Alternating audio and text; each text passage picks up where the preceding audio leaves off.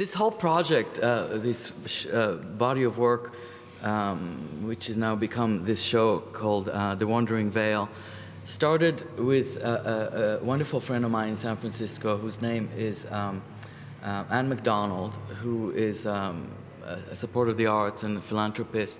And she wanted to create a platform for writers to work together with artists. And she had the idea of publishing books that would be artist works and writing, not necessarily poetry, side by side. And this was about at least 20 years ago when she came up with this idea. And I was supposed to be the first book, perhaps because she had a show of paintings of mine called The Black Paintings that were based on Jean Genet's play, The Blacks. And anyway, every time we came up with ideas of who I could collaborate with, there was no spark there, there was no magic, and I would say to her, well, Anne, you know, I'll do it, but I don't feel it. And then a friend of hers, a writer named Jim Lewis, said to her, Anne, you're thinking wrong about this. You need to find him somebody from the Levant. And he suggested Shahid. And Anne went to the bookstore or Amazon or wherever, and I received a box with all of Shahid's poetry. And I didn't know his work before, and I called right back and I said, bingo. And it so happened that Shahid was moving to New York at the same time. So he came to see me, and we immediately clicked. It was easy for me to click because I had read his poetry. For him, it was all new. But the humor and the sensibility, it was perfect. And we decided that the Jew and the Muslim should meet on the Veil. And then we thought we would play up this whole Jew-Muslim thing, like Shahid said to me, what do you think we should do? And I said, we shouldn't give them what they want. Like, we shouldn't do this, love fest thing. Let's give them hate. And so he said, he said, darling, we're going to milk this one. So we should have separate book parties right off the start. Nobody should know we're even talking to each other. Anyway, so that's how it all started. Unfortunately, sometime after he was diagnosed with brain cancer, so we didn't have much time to work together, but he did write the Veil Suite for this project, which was also an interesting, he wrote it, he called it, the first draft he sent me, in the first draft he sent me, he called it the Veil Suite because the emphasis was on the object. But then at the very end he changed it, the object of the veil, which was not to veil anything, but to reveal. And then at the end of his life, he actually decided to change it to the Veiled Suite, which I think is an interesting story right there. So I decided to keep the work named the Veil Suite, and the poem, of course, was named by him The Veiled, the difference of the ED. But I think it would be great to start actually with Shahid reading the Dacca Gauzes, and you'll get a sense of what a magical imp he was. And then I will continue with reading the poems that became rooms of veils in this show, and then some other poems of these guys' choices. This was taken from an interview that was conducted in my studio for NPR with Jacki Lyden, and here it is. Those transparent Dacca gauzes known as woven air, running water, evening dew, a dead art now, dead over 100 years. No one now knows, my grandmother says, what it was to wear or touch that cloth. She wore it once, an heirloom sari from her mother's dowry, proved genuine when it was pulled, all 6 yards, through a ring. Years later when it tore, Many handkerchiefs embroidered with gold thread paisleys were distributed among the nieces and daughters-in-law, those two now lost. In history we learned the hands of weavers were amputated, the looms of Bengal silenced, and the cotton shipped raw by the British to England. History of little use to her, my grandmother just says how the muslins of today seem so coarse, and that only in autumn, should one wake up at dawn to pray, can one feel that same texture again. One morning, she says, the air was dew-starched. She pulled it absently through her ring. I wanted to start with this because, not only because this is one of Shahid's most famous poems, but because it really shows you how fabric and the veil are so central in the thinking and in the metaphor for his culture, for my culture, and for his poetry, and subsequently for my work as well. So I thought this was actually one of the poems that I read when I received that package that just made me gave me the goosebumps, and I thought, the way he uses the metaphor, where he turns the fabric to dew and to something so ethereal. I couldn't have asked for somebody better to work with, and as time passed, even beyond Shahid's death, I kept having conversations with him through his, not only through my memories, but through his words that stayed alive, and I could hear his voice. It just got deeper and deeper. But why don't we start, and I'll shut up. But also, just on that poem more though, because it also has, beyond sort of the ethereal beauty, it also has that sort of, very piercing social consciousness of his. Yes. And that sort of juxtaposition of sort of the brutality of what happens to these weavers and the sort of extraordinary beauty that they create at the same time. And those juxtapositions go through so much of his work. But as always with his poems, the beauty and the poetry prevails. Yeah. He gives you that poison, right? But at the end, he leaves you with the magic of the words and of his Shahid thing. I think perhaps that's why the Veil Suite became the Veiled Suite. Because even in Dacca Gauzes, as in many of Shahid's poems, but over here, it was the juxtaposition of how history has been presented to different people, and how in the history books that we read as children, which were still the same books that were the books that were when India was British, because this is the post-colonial era. And so it was much later that we realized, wait a minute, there was another parallel history that had been veiled. Mm-hmm. And so how do you do the unveiling? What is reality? Those were the questions that started, I think, his poetry was anchored in those questions. And there's a line in one of his poems that I'll never forget, which is, "Your forgetting is getting in the way of my memory." Mm-hmm. Which I think very much speaks to that veiled nature of the rewriting of history that comes with colonialism. Which is true for the other poems that he got himself involved with, not necessarily poems that he wrote, but poems that he adapted, such as Mahmoud Darwish's Violins and Fayez, the "You Get in Way of My Memory," is very, very strong there. And for me, bringing images into this sentiment was, it had for me a sense of clarity. The images had an urgency.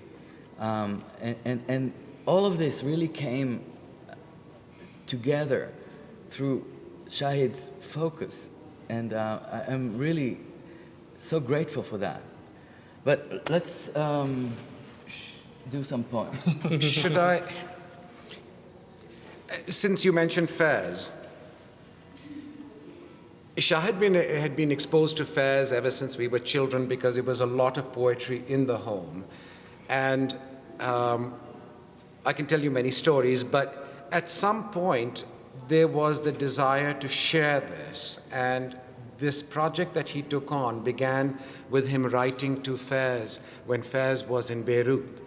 And then Faiz had written back saying, you can do whatever you want with you can transform them in whichever way you want. And he gave him the freedom to do so. And this particular poem, and I think this is so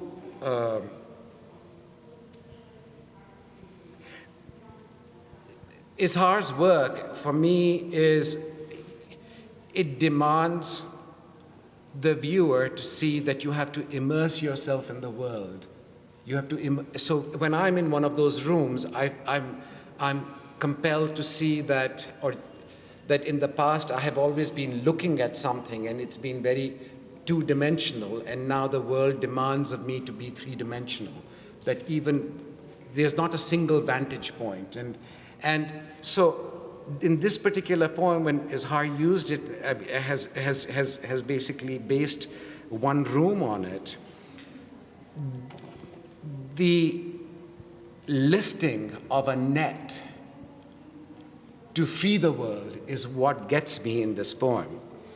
And the beginning of the poem is just talking about the present and how we, maybe the oppressed, are waiting for change. So this is called Evening.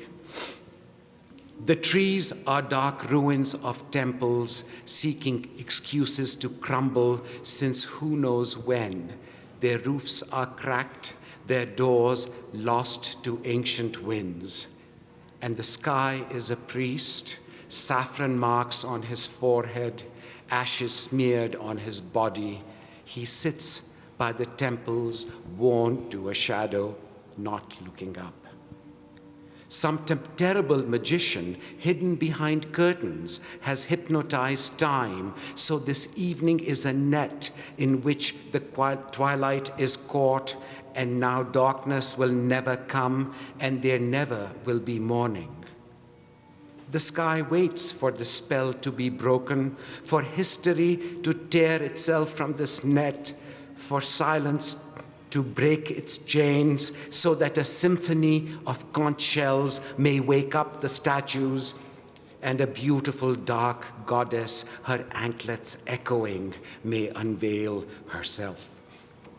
In this poem, for me, like in all great use of metaphor is taken to the level of witchcraft.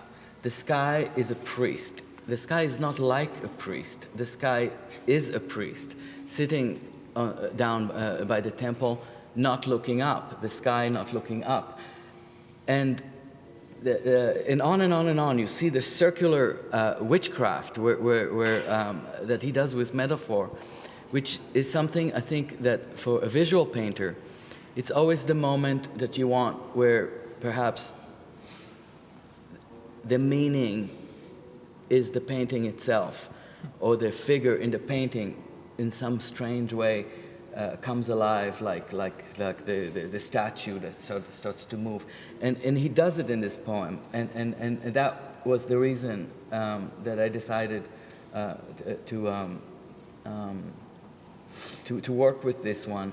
I had to solve the question of what kind of setting to present this hypnotized time. And I asked myself, like in every room, I always ask myself, what would be something that I could paint that would be a Shahid moment? And I thought, for me, being in Venice would be a place where time has been hypnotized. And the moment I had that visual understanding that I could place the whole scene in Venice, everything came together. I could use the fish market as and the columns of the fish market as something that would resemble a temple. And then even more crazy things happen where I decided, he does this cycle there where trees become temples, temples become ruins, which is kind of the feeling you get in Venice anyway. And then I thought, I discovered the log drivers in the northwest, that drive the logs down the river, and they stand on the timber. And I looked at those pictures, and it was exactly the way a gondolier stands on a gondola, and everything came together.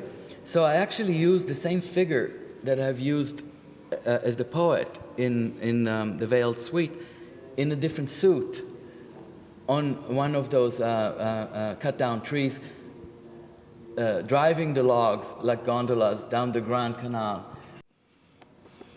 This is from Shahid's long poem, From Another Desert, and Izhar took the last section, which is section 13, for the inspiration for one of his rooms.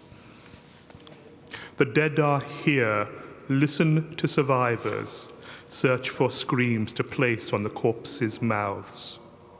The self is lost, erased at this moment, so reveal quickly a secret to me.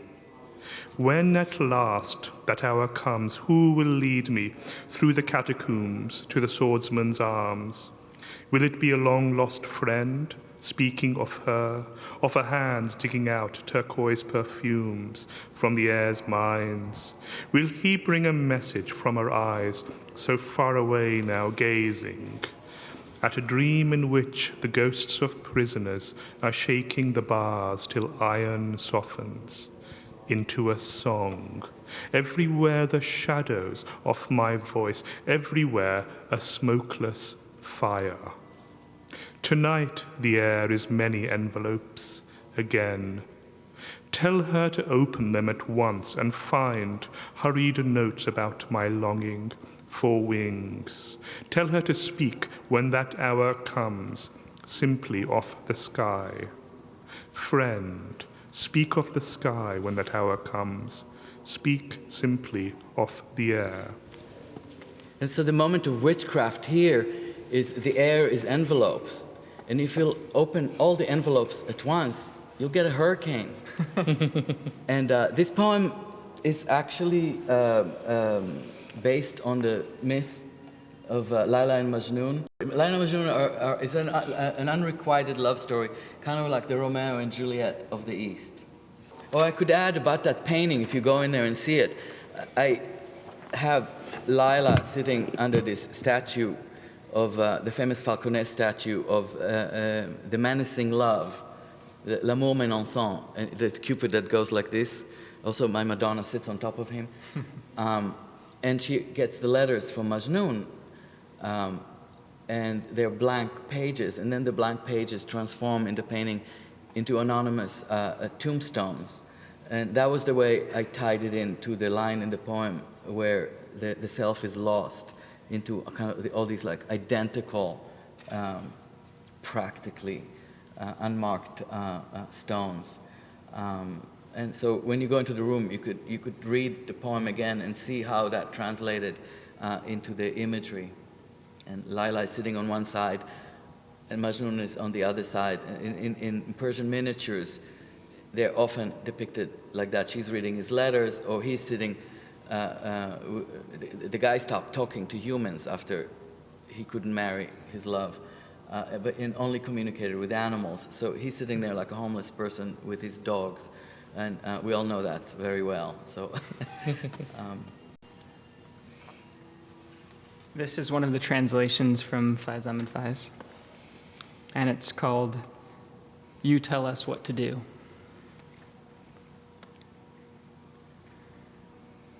When we launched a life on the river of grief, how vital were our arms, how ruby our blood. With a few strokes, it seemed, we would cross all pain. We would soon disembark. That didn't happen. In the stillness of each wave, we found invisible currents. The boatmen, too, were unskilled, their oars untested. Investigate the matter as you will, blame whomever as much as you want, but the river hasn't changed. The raft is still the same. Now you suggest what's to be done. You tell us how to come ashore. When we saw the wounds of our country appear on our skins, we believed each word of the healers. Besides, we remembered so many cures. It seemed at any moment all troubles would end, each wound heal completely. That didn't happen. Our ailments were so many, so deep within us, that all diagnoses proved false, each remedy useless. Now do whatever, follow each clue, accuse whomever as much as you will. Our bodies are still the same, our wounds still open. Now tell us what we should do. You tell us how to heal these wounds.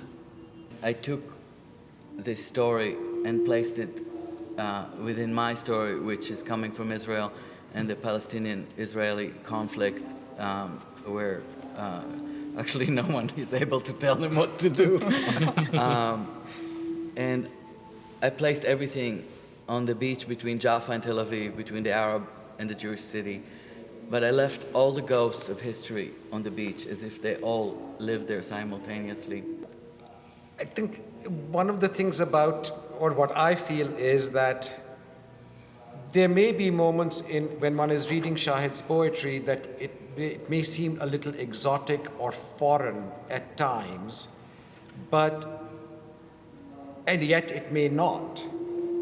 But the fact that the imagery, the fact that what Izhar has taken from it and the imagery, because it's almost globalized the sentiment.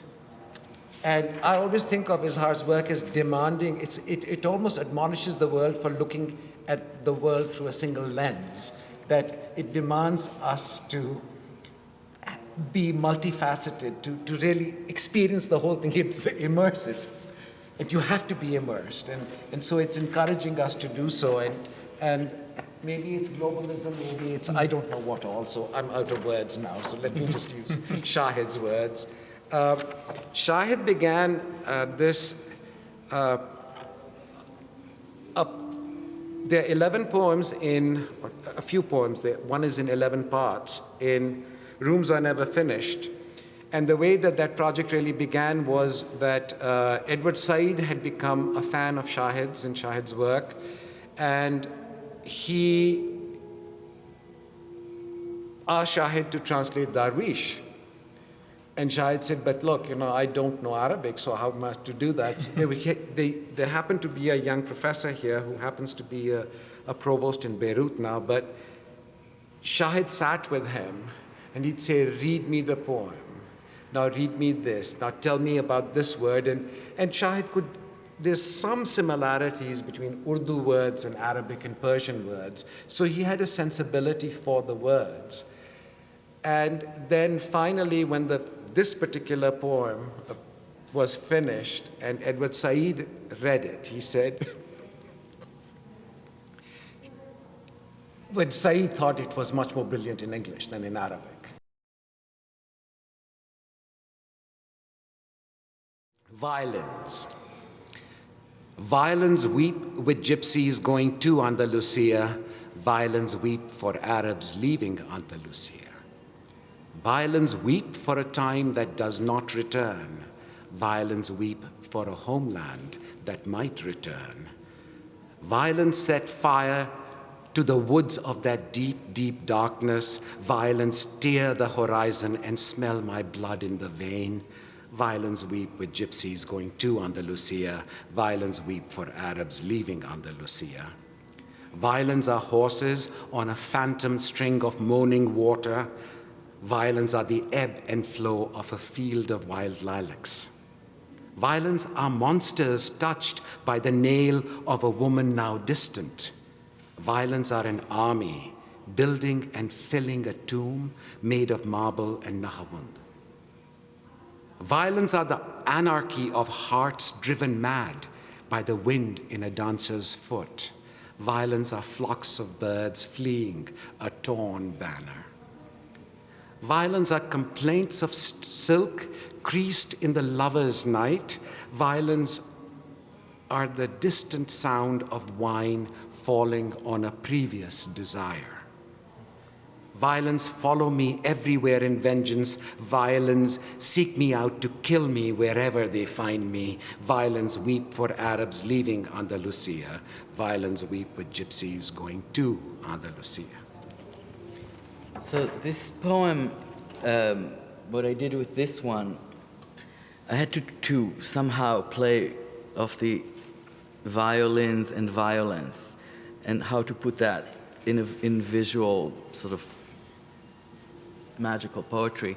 So I started out with a picture, a famous photograph of Pablo Casals playing the cello at the White House, who, as a figure who played music and said, "My cello is my weapon," was the perfect actor for this poem. And I turned him around from playing to the White House audience that included Jackie and Jack, to looking with his back to them, looking at the room. And I turned the room into a scene of armies and gypsies fleeing into a theater of war. So this was my way of turning the White House theater into a theater of war, which was the visual adaptation of violins and violence. And it was especially wonderful for me to work with this poem because, I don't know if you know, but Mahmoud Darwish is just about the national Palestinian poet, a national hero. And being Israeli and being able to do something with that was especially wonderful. For the longest while when I saw it, and I saw it through Shahid's eyes, but there's an image of, in the streets of Sarajevo, there was a cello player. Do you remember that? Mm-mm. Well, there was a cello player who used to go out into the streets of Sarajevo during that crisis in Bosnia, and he would play. And Shahid had a photograph of that. Amazing. So for the longest while, I thought that photograph, it always reminded me of that. Well, actually, you know, this is a good moment to ask you to tell something that was really, really an amazing moment for me. Shahid passed away, and he had never seen any of these rooms. And then, finally, it was a couple of years later, I made the Veil Suite. And nobody had seen it. And the first person to come see it was Iqbal. And I was really nervous because for me it was like, you know, the family coming to see this thing. And I really needed this to work for him because if it failed for him, I would have been completely lost. And he came in and he sat in the room and he was very quiet. And I was getting nervous. And then he said to me, there was this amazing symbiosis between you and my brother. And maybe you could have guessed the landscape of Kashmir with the snow, which is in the paintings. Maybe the train that passed by our house, you could have either guessed it or took it from the poem. But there was one thing about the Jesus and the ballerina that you couldn't have possibly known. And then he told me the story. Would you like to tell it, or would you like me to tell it? No, you go ahead. So he said that Shahid went to a Catholic school. Yes. You told me that one of the first times the family realized that he was going to be a poet is when he came back. Now, you know, in the painting, I have a ballerina doing a duet, a pas de deux, with a Christ figure, because I realized at one point that if you take Christ off the cross, he stands au point. So I thought, all right, let him have the duet. But he's sort of, his shadow is sort of crucified on the train tracks. Anyway, Iqbal's story was that Shahid came back from school and said, I have a little play for you guys. And he stood up like Jesus, and then he went, one nail, second nail, the feet. And he was very naughty. For me, this was a great moment because I felt like something else had happened here that was bigger than just this painting or collaboration. In fact, Jesus comes in many ways. The first poem that Shahid ever wrote was at the age of 12, and it was about Jesus. That's what started him on his poetry. And I don't know why that happened, but I know that as children, we had a copy of Saint Veronica's handkerchief. Oh, wow. Hanging on one of the walls. And the thing about it was that if you stare at it enough, it appears that Christ's eyes, or that the eyes open. And so this was just something that was in the house. And a nice Muslim house, right? So, well, a Scotch drinking one, but yeah. So when he finally, this was the last poem that Shahid actually wrote, The Veiled Suite, and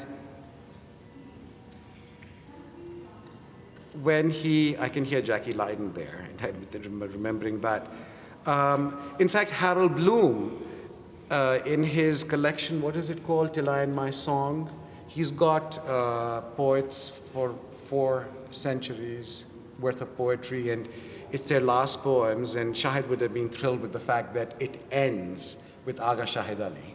Wonderful. So, and this is the poem that he's used in there, though I didn't like Bloom's little synopsis of what he thought the poem was, but this is the poem, and it really began with a dream in which Shahid said to himself, and this is the epigraph, faceless, he could represent only 2 alternatives, that he was either a conscious agent of harm or that he would unknowingly harm me anyway.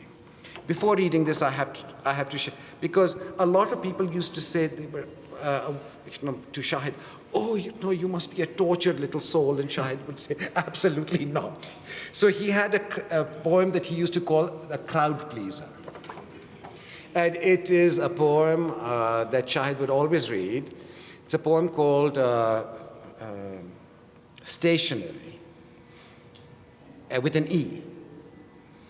And it goes something like this. It's a very short poem, but it's kind of like a, what is that? I think of it as the person who's not quite accepted that he's been jilted and keeps on calling with one excuse. They do this on TV all the time. So it says, so the jilt. The moon did not become the sun. It wasn't that disastrous. The moon did not become the sun. It just fell in great sheets, reams of silver handmade by you. The night is your cottage industry now, the day your brisk emporium. The world is full of paper. Write to me.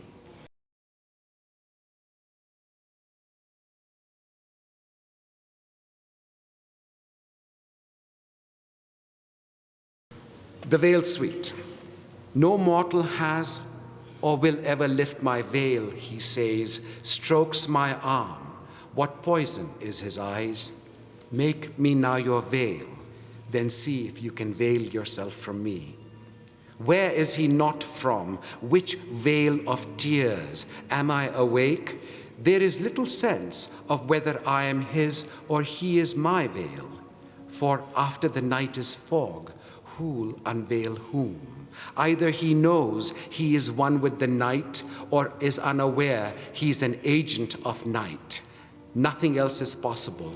who is whose veil, when he, random assassin sent by the sea, is putting with no sense of urgency the final touches on whose last fantasy? Where isn't he from? He's brought the sky from Vail, Colorado, and the Ganges from Varanasi. In a clay urn, his heart measures like the sea. He's brought the desert too. It's deep in his eyes when he says, I want you to be mine alone, see? What hasn't he planned? For music, Debussy, then a song from New Orleans in the Crescent's time, nearing Penn Station. What's of the essence? Not time, not time, no, not time. I can foresee he will lead each night from night into night. I ask, can you promise me this much tonight? That when you divide what remains of this night, it will be like a prophet once parted the sea. But no one must die, for however this night has been summoned, I, your mortal every night, must become your veil, and I must lift your veil when just one thing's left to consider, the night. There's just one thing left to consider, the night in which we will be left to realize when the ice begins to break down in his eyes and the prophecies filming his gaze tonight. What will be revealed? What stunning color sense kept hidden so long in his eyes? What essence of longing? He can kill me without a license. The moon for its ivory scars the night. Sent by the fog, he nearly empties in me all sense of his gaze, till either he or I have lost all sense. Midnight polishes the remains of a galaxy. What is left to polish now? What fluorescence? Is there some hope of making a world of sense? When I meet his gaze, there is again the veil. On the farthest side of prophecy, I still need a veil. Perhaps our only chance will be to ignite the doom he sometimes veils in his eyes, and the universe lost like I am in his eyes. I wait for him to look straight into my eyes. This is our only one chance for magnificence. And if he carefully upon this hour of ice will let us almost completely crystallize, tell me, who but I could chill his dreaming night? Where he turns, what will not appear but my eyes? Wherever he looks, the sky is only eyes. Whatever news he has, it is of the sea. But now is the time when I am to realize our night cannot end completely with his eyes. Something has happened now for me to prevail, no matter what remains of this final night. What arrangements haven't you made for tonight? I am to hand you a knife from behind the veil, now rising quickly from your just lit incense. I'm still alive, alive to learn from your eyes that I am become your veil, and I am all that you see. Mesmerizing, really mesmerizing. This, it's his requiem. At the same time that it's so deep, it's also lighthearted. I had this secret. Shahid loved disco music. Yes, he did. And I had a feeling that he was thinking maybe about Aretha Franklin's song, "Who's Zooming Who?"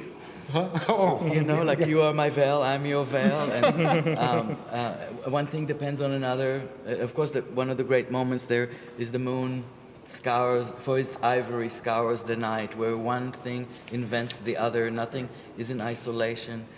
And it's really, for me, this is a masterpiece. It took me a long, long time to decode this poem. I don't know how he wrote it in the state that he was in, because his brain was very, very compromised already. At that time. But that line, which is, make me now your veil, then see if you can veil yourself from me, is something that he'd been playing with for many years. Because just that idea of what is hidden, and at that moment you can say, is he confronting death? Because make me now your veil. Because after, it's like, who is the veil? And then who will unveil whom? And if you are the veil, then how can somebody veil? How can somebody see you? Yeah, and then how can somebody be veiled? Because make me now your veil, then see if you can veil yourself. It's almost like a taunt. Make me now your veil, then see if you can veil yourself from me. So it is a naughty moment in Shahid's poem. I mean, that he's being really naughty there, because it's that taunt. But you know, one of the metaphors of meeting your maker is to be unite with your maker is you become God's bride. And there's the lifting of the veil. And he just like turns the table on God, like God lifts the veil and sees nothing. But he kind of gets to see God. Yes. So it's very, very brave and funny and complex and really breathtaking. If you try to read this poem and you still find difficulties following it, I suggest that after you read it, try to read it in the reverse. And if you read the last stanza, the envoy, first, the last word of that short stanza, which is only 5 lines, they are the DNA of the poem. So if you read that first, you will get kind of a material map of the DNA of the poem, and then go back and read it all, and it'll all seem like really easy, but it's hard to get to that easy.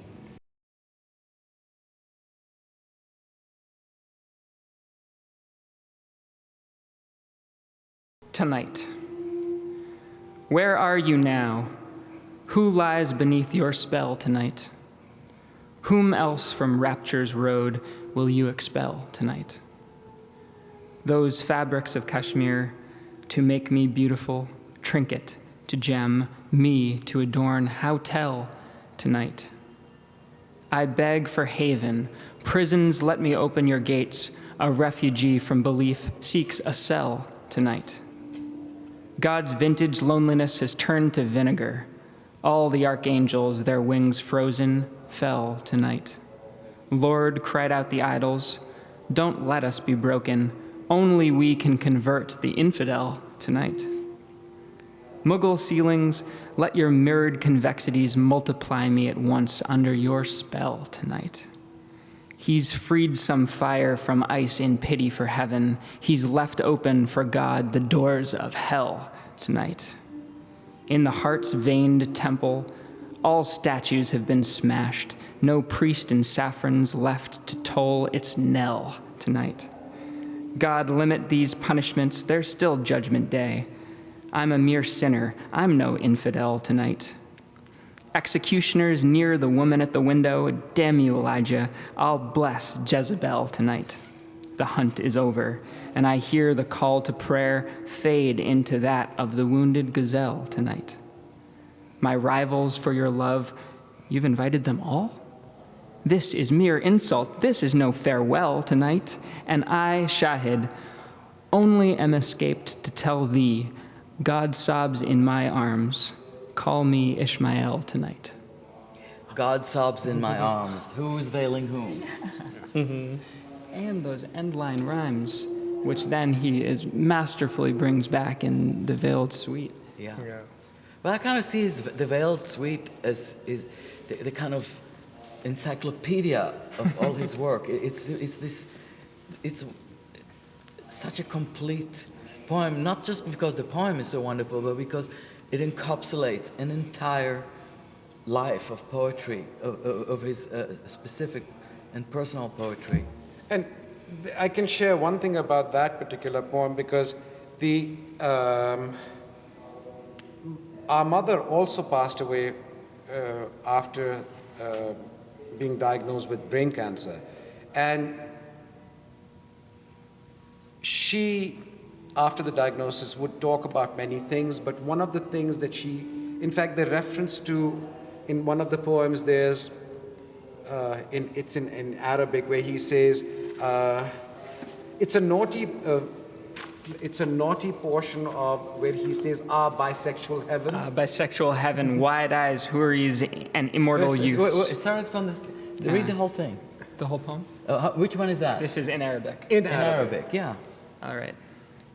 So it just the first couplet has the rhyme and the refrain to familiarize the audience with the trickery that is going to be coming, or the mastery that is going to be shown.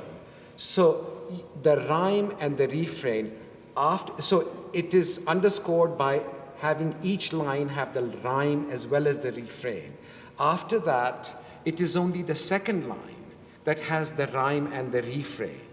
So the refrain is you can get so bored with the same old, but so the whole trick of it is, what is the poet going to do now to keep my interest going? And what mastery over language is he displaying to somehow use the rhyme with the refrain? And so that is, I just wanted to interject that, please. Go ahead.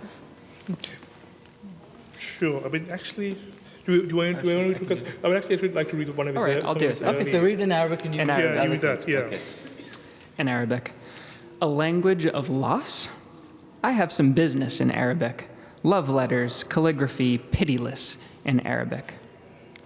At an exhibit of miniatures, what Kashmiri hairs, each paisley inked into a golden tress in Arabic. This much fuss about a language I don't know. So one day, perfume from a dress may let you digress in Arabic. A guide for the perplexed was written, believe me, by Cordoba's Jew, Maimonides, in Arabic. Majnun, by stopped caravans, rips his collars, cries Layla. Pain translated is, oh, much more, not less, in Arabic. Writes Shamas, memory, no longer confused now, is a homeland. His two languages, a Hebrew caress in Arabic. When Lorca died, they left the balconies open and saw, on the sea, his qasidas stitched seamless in Arabic. In the veiled one's harem, an adulteress hanged by eunuchs, so the rank mirrors revealed to Borges in Arabic. By sexual heaven, wide-eyed houris and immortal youths, to your each desire they say yes, oh yes, in Arabic. For that excess of sibilance, the last apocalypse, so pressing those three forms of S in Arabic. I too, O Amakai, saw everything, just like you did, in death, in Hebrew, and please let me stress, in Arabic. They ask me to tell them what Shahid means. Listen, listen. It means the beloved in Persian, witness in Arabic. So the reference to that wide-eyed houris, my mother used to say, why is it that there are only wide-eyed houris? If I'm going to die, what is promised to me in heaven?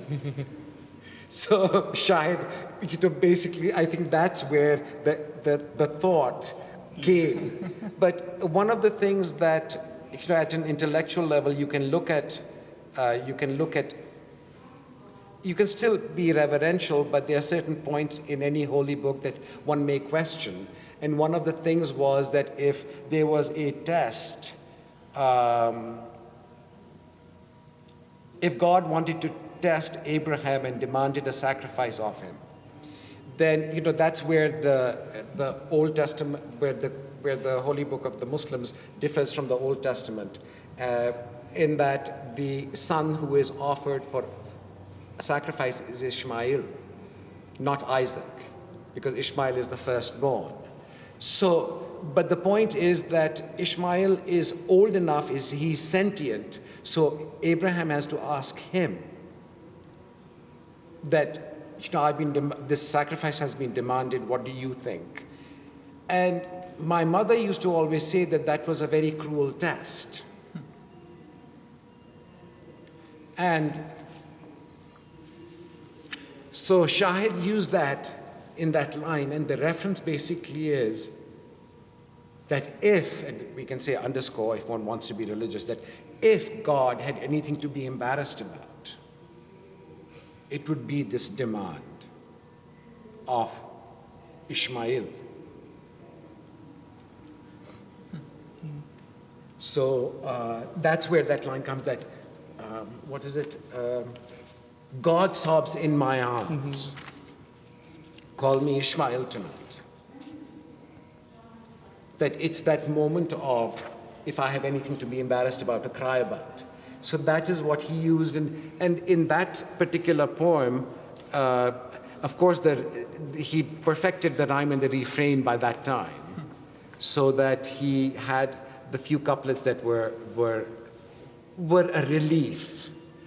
And then he had the serious couplets as well. I don't know if that helps or whether that's interesting. Shahid was also sort of very much a poet sort of off the road and off the desert and the American Southwest, which, and I just want to read, though I'm not sure if I can get a chance to read a desert poem, but I want to read from In Search of Evanescence, okay, which is one of my, which I think is one of his great poems, and I'll read from probably section 2 and maybe 3. It was a year of brilliant water in Pennsylvania that final summer, 7 years ago, the sun's quick reprints.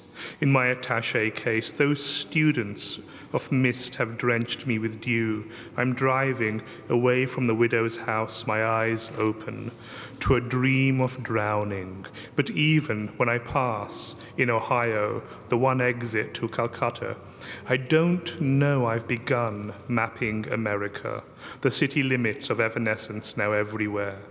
It was a year of brilliant water, Phil, such a cadence of dead seas at each turn, so much refused to breathe in those painted reflections, trapped there in ripples of hills. A woman climbed the steps to a coma, vanished into the sky. In the ghost towns of Arizona, there were charcoal tribes with desert voices among their faces, always the last speaker of a language. And there was always thirst, a train taking me from Bisbee, that copper landscape with bones, into a twilight with no water, Phil. Phil, I never told you where I'd been these years, swearing fidelity to anyone. Now there's only regret. I didn't send you my routes of evanescence. You never wrote. Let me read quickly the next stanza or the next section. When on Route 80 in Ohio, I came across an exit to Calcutta, the temptation to write a poem led me past the exit so I could say, India always exists off the turnpikes of America. So I could say I did take the exit and crossed Howrah, and even mentioned the Ganges as it continued its sobbing under the bridge. So when I paid my toll, I saw trains rush by one after one, on their roofs old passengers, each ready to surrender his bones for tickets, so that I heard the sun's percussion on tamarind leaves, heard the empty cans of children filling only with the shadows of leaves, that behind the unloading trucks were the voices of vendors bargaining over women. So when the trees let down their tresses, the monsoon oiled and braided them, and when the wind again parted them, this was the temptation to end the poem this way. The warm rains have left many dead on the pavements. The signs on Route 80 all have disappeared, and now the road is a river, polished silver like cars. The cars are urns carrying ashes to the sea. Yeah, it's so beautiful. Yeah, he, and again, there's a whole series of transformations of images and individuals into larger questions, and also sort of simple transformations of a sense of one being into another sense of being, which I always find extraordinary in his work.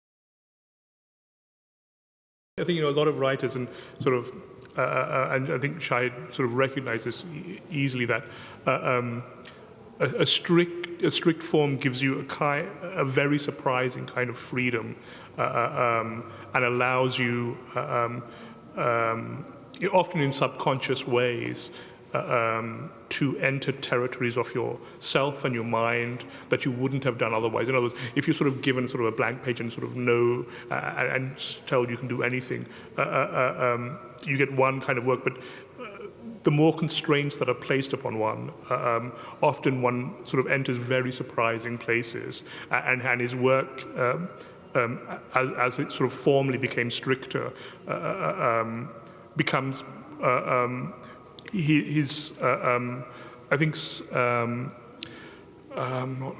not sense of engagement, but sort of where he takes his poems becomes much more surprising, and much more sort of interesting in some ways. Yeah. It's also a great challenge to use to make ballroom dancing actually emotional, or to make it meaningful, or to make it not cheesy.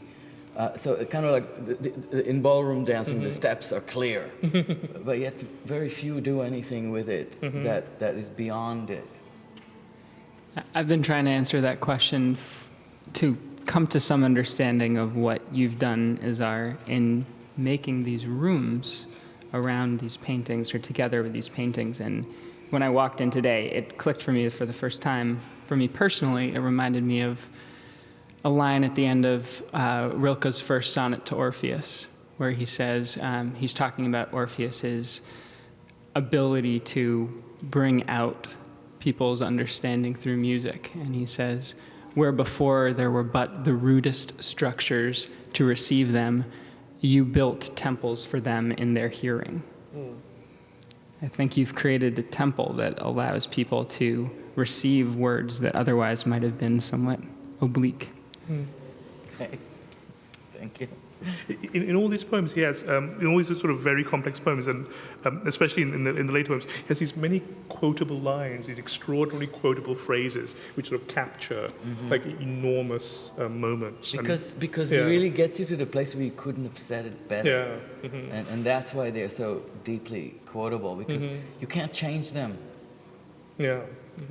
He found great freedom in form, in the structure, and I feel it strongly too.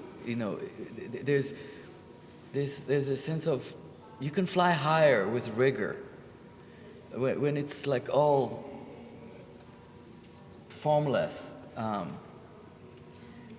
It gets harder to put your foot down and one step in front of the other and get somewhere. And I mean, this show it's very ethereal. The paintings are almost not there, but yet there's a lot of architecture here.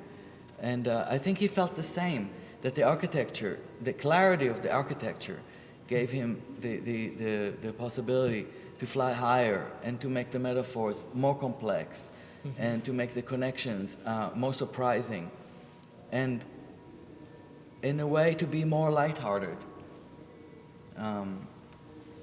That is at least how I saw it.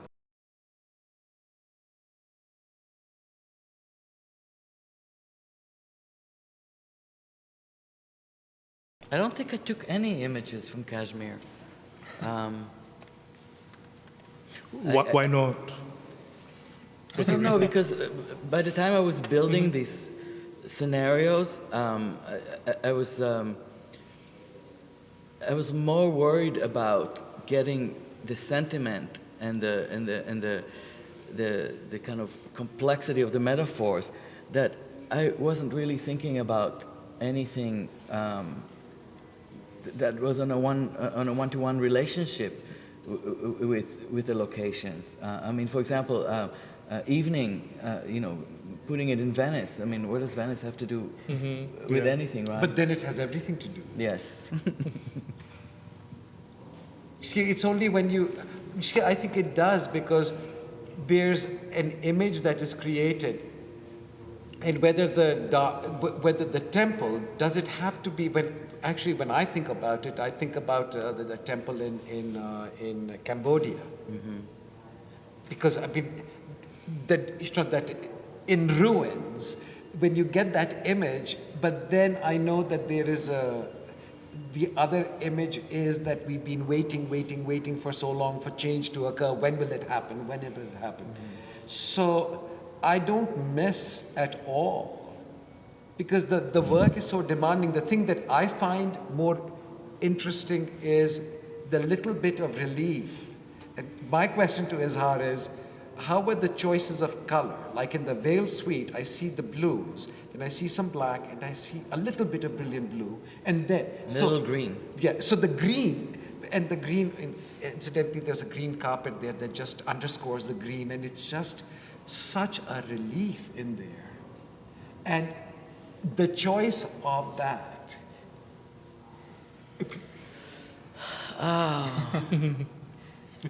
I don't know. The first room I made was was violins, and it's pretty much gray. Yes. So then I was working up my palette, and so the grays were blue grays, green grays, and it sort of grew from there. And then the next rooms, I forget if it was evening, or if it was the dead. The dead are here. But I had another secret when I did those two rooms, which was because of the Layla and Majnun story, the unrequited story. There are the famous paintings of Fragonard, the Progress of Love. So I thought, I'm going to do the Progress of Unrequited Love. So actually, I was thinking Fragonard, that represents for me the follies of love and seduction and eroticism and the lightness of it all, I thought. So I was making my little Fragonard room. And then I thought, for evening, I'll do Turner. So Venice, Turner, the colors, and it worked very well also with I had to make the sky the priest. So the color of the sunset with the saffron robe of this monk sitting there was a device that I could use that in a way that would reflect on Shahid's words. And this is, one thing led to another. They were not always, the decisions were not always rational or linear, or like, for example, in Violins, I had real difficulties as to how to portray the violence. And I was sitting with my assistant at the time, with Ivan, and I said, let's just start the painting, and then we'll figure it out. But I don't want real death there. And we were going back and forth and putting in Photoshop images of dead bodies and thinking, this is so awful, and taking it out and this and that. And one day, I was standing on the balcony looking down the studio and I was yelling at him, Ivan, stop it, because he kept giving me ideas, suggestions. I said, stop it, you're beating a dead horse. And then I said, that's it, the dead horse. And that's how the dead horse happened there. So many things happen that way also, where you just kind of... But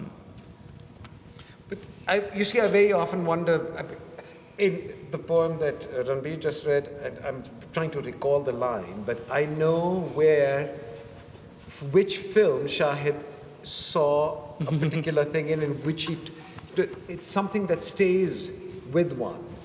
And then it's an image that can stay with you and stay with you, or it's something that you read that stays with you, and you use it later. Mm-hmm. Because it's just a moment of beauty that has been captured. It's like with I don't know whether you did this consciously or unconsciously, but there's Venice there, and I always think of that priest as being in... Cambodia? No. Well, actually, I put him in Bangkok. Okay.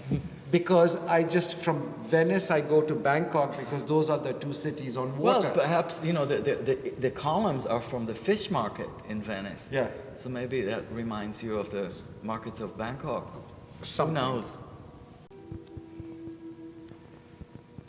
Salman Rushdie used this, and he does in this poem Oh yeah, that's an amazing acknowledge one. in its feel, it's got a lot of that revolutionary Urdu sensibility of the beloved being revolution. He used that as an epigraph in his book Shalimar the Clown. But I think these lines work by themselves. And this is just the last 8 lines of this poem. If only somehow you could have been mine, what wouldn't have happened in this world? I'm everything you lost. You won't forgive me. My memory keeps getting in the way of your history. There is nothing to forgive. You won't forgive me. I hid my pain even from myself. I revealed my pain only to myself. There is everything to forgive. You can't forgive me. If only somehow you could have been mine, what would not have been possible in this world? It's amazing, huh? Yeah. What is the one with the friend's suicide? It's the shortest poem he ever wrote. Is that here? Or you remember it by heart? Let's end with that. The title of the poem is On Hearing of a Friend Who Committed Suicide. And the title is longer than the poem. The poem is I Suspect It Was Over Me.